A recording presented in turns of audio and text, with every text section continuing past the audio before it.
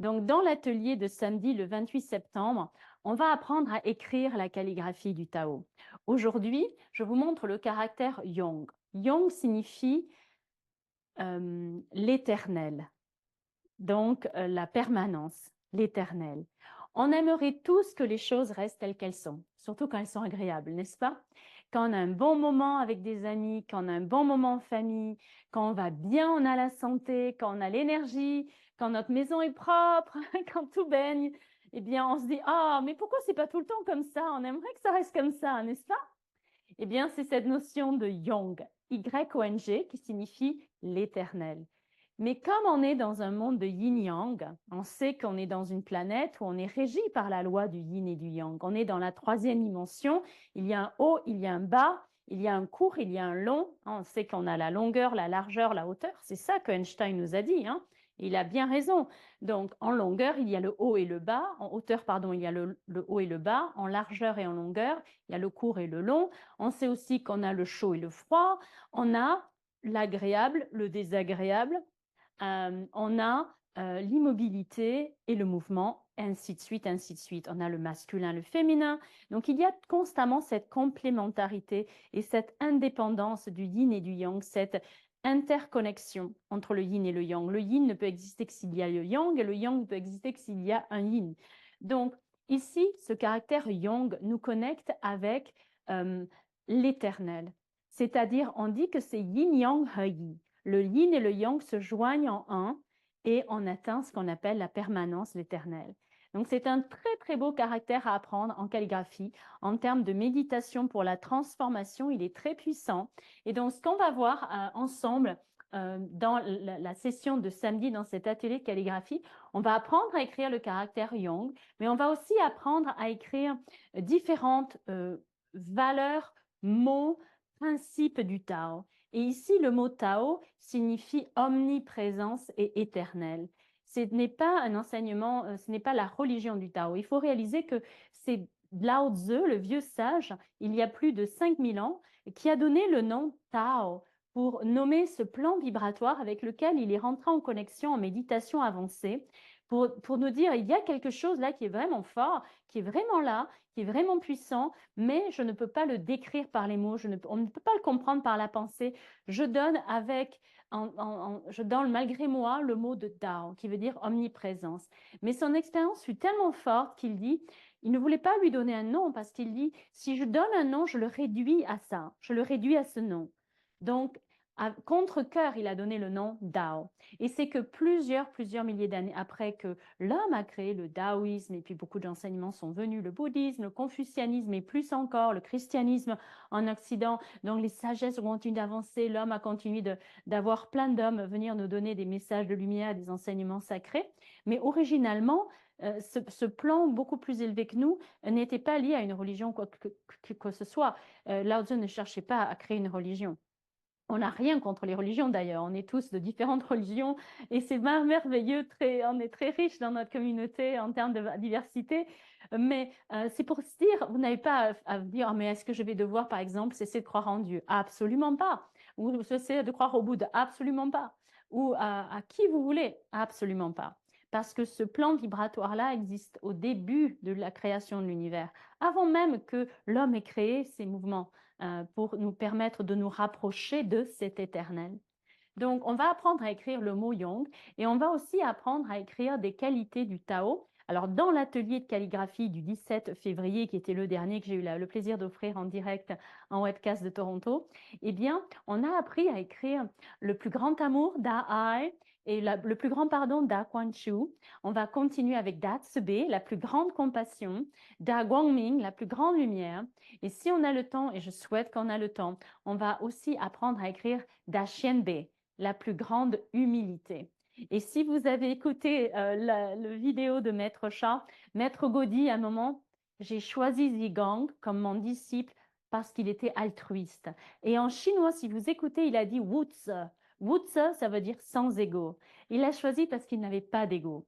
Maître Sha est quelqu'un de très simple, très humble. Il veut juste que tout le monde aille bien le plus possible, aider le plus possible tant qu'il est là parmi nous. Et c'est très, très touchant de voir que devant la caméra ou derrière la caméra, en public ou en privé, il est pareil. Il est authentique, il est lui. Et il n'a pas d'ego. Il ne cherche pas à briller, mais il veut juste aider. Il se décrit humblement comme un serviteur du Tao. Donc, un humble serviteur du Tao. Hein, donc, voilà. Donc, on va apprendre à écrire ce mot. Alors, je veux vous donner un petit aperçu.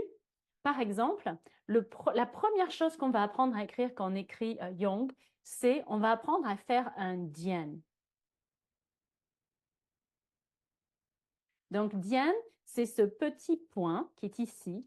Le dian nous met dans l'instant présent et dans l'espace présent. Donc, quand on va apprendre à écrire Yong, vous allez sentir que dans la salle, eh bien, que vous soyez à la maison, parce que, ou avec nous en personne, mais dans la salle, on est dans la même session, que le temps s'apaise, que l'espace se calme. Il y a une grande sérénité dans les sessions d'écrit de calligraphie du Tao. Donc, on va apprendre ce dian, pardon, qui signifie le point, dian. Et dian nous pose tout de suite dans le moment présent, espace et temps. Ensuite, on va continuer d'apprendre chaque ligne du caractère Yong. Par exemple, cette ligne ici, alors on va prendre, je vais vous donner les mots chinois exacts.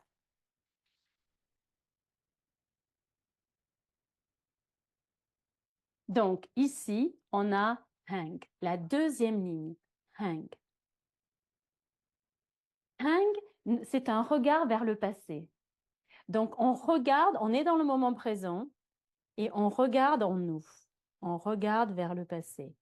Hang, d'accord? C'est une ligne horizontale. Donc, on se pose, on est dans le moment présent pour un instant, on regarde en nous le passé. Pourquoi? Parce qu'on veut aller chercher en nous l'information qu'il nous faut transformer. OK? Ensuite, on va continuer. Et on va continuer avec, donc c'est chou, la ligne verticale. Chou, ça c'est une ligne, un caractère simple, chou. Chou nous ancre à la terre. Chou nous dit, je suis fort sur mes pieds, je me tiens debout, je suis moi. C'est chou. Donc, quand vous allez créer la calligraphie du Tao, elle va toujours montrer comment vous êtes à l'intérieur de vous. Quel est votre ressenti à cet instant-là? Est-ce que ça va ou est-ce que ça ne va pas?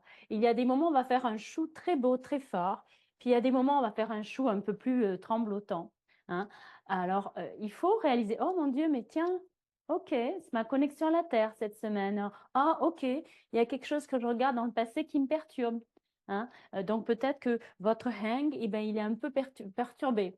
Ou c'est votre dian, vous avez du mal à être aujourd'hui, maintenant, dans le présent. Donc, c'est une analyse extraordinaire de la calligraphie. La calligraphie du Tao, quand on apprend à l'écrire, elle va nous montrer comment ça va à l'intérieur de nous. Toujours. D'accord? On va faire ensuite un dernier, c'est le goût. Le goût, c'est un crochet.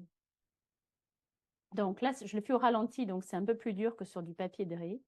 Voilà. Le goût, le crochet nous montre l'attachement. Donc, on regarde, on dit, ah, on découvre qu'il y a quelque chose en nous qui nous attache. On est attaché à quelqu'un, on est attaché à une attente par rapport à un projet, par rapport à un succès, par rapport à une réalisation de quelque chose, par rapport à la manifestation de quelque chose qui se passe. On attend une réponse positive, un attachement. Donc, vous voyez, on regarde, on s'observe, on se pose, on va à l'intérieur. Donc, tout ça, c'est l'expérience de la calligraphie du Tao. On continue. Ensuite, on va faire l'autre caractère. Donc, après le goût, on va monter vers la droite. On va faire un yang hang. Donc, le yang hang, c'est cette partie-ci. Le yang hang nous montre yang, pour le yang, c'est de l'action, et hang, c'est un trait horizontal, dans une direction de bas vers le haut, un trait dans la catégorie horizontale. Yang hang nous montre, est-ce que je vais de l'avant? Il y a des gens qui vont faire un yang hang comme ça, tout petit. Il y en a qui vont faire un gros yang hang. Donc, on sait qu'on est tous différents, n'est-ce pas? Donc, le yang hang nous montre, est-ce que je sais où m'arrêter aussi? Est-ce que je garde de l'espace avec les autres? Je respecte les autres? Ou bien je vais carrément dans les autres et je veux, moi, prendre la place? Donc, le yang hang parle également beaucoup dans notre attitude au quotidien. Ensuite, on continue. Descente vers la gauche, donc c'est le pied. Donc, le pied, c'est un très beau caractère. Donc, on descend vers la gauche. Ça, c'est le lâcher. Donc, on a eu le goût qui nous a accrochés, on s'accroche, on dit « Ah, j'ai un attachement ». Mais là, on lâche prise, là, on le détache. On le laisse partir. Ouh. Donc, de là, on le laisse partir, partir, partir. Voilà, par là. Hein. Donc, on détache. Hein. On se détache.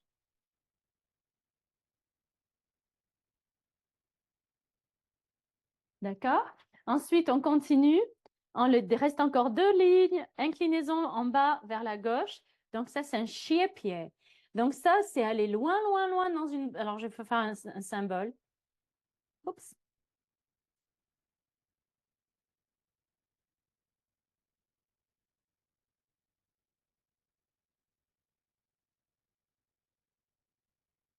Chier-pied.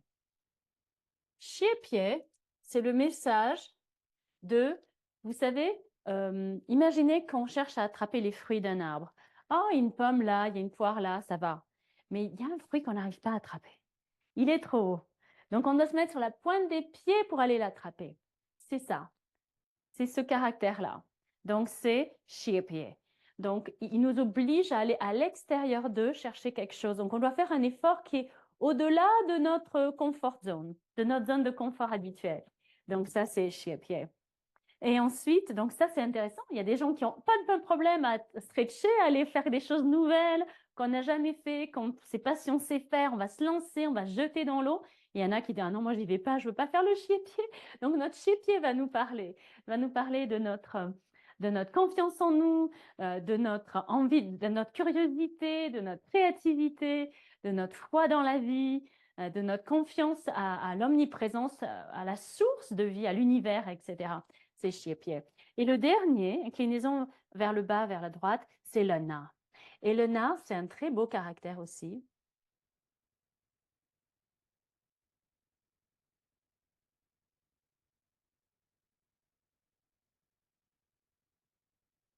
Le na nous parle de notre humilité. C'est-à-dire, vous voyez, c'est un caractère où on part de notre centre et on se fait tout petit, c'est-à-dire on ne cherche pas, on se met sous l'autre. Non pas dans un geste de soumission, mais dans un geste de service, de dire comment je peux t'aider avec ce que je sais faire, avec ce que j'ai. Comment je peux partager avec toi ce que j'ai, ce que je suis, ce que j'ai appris, hein, ce que j'ai à donner.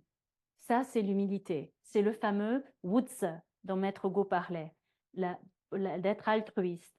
Et donc, le caractère total, on voit à quel point il nous fait travailler beaucoup d'aspects dans nous qui sont clés pour nous permettre de grandir et de transformer des informations négatives en positives que l'on porte en nous pour une des plus belles manifestations au quotidien dans notre vie. Et on voit que c'est l'humilité, c'est le dernier point qui nous permet d'atteindre le Yang, l'éternel. Donc, c'est très, très beau et très connecté avec le vidéo qu'on a vu de Maître Chat. Donc, ça, c'est un petit avant-goût de l'atelier de samedi. On va apprendre à écrire Yang ensemble. Je vais vous aider à bien l'écrire. On va apprendre à écrire la plus grande compassion, la plus grande lumière, la plus grande humilité.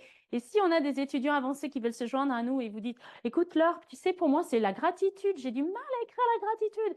Je vais vous apprendre à la gratitude. Vous montrerez votre gratitude et je vais vous aider à l'écrire. Il y a les 10 grandes qualités du Tao. On va apprendre à les écrire ensemble.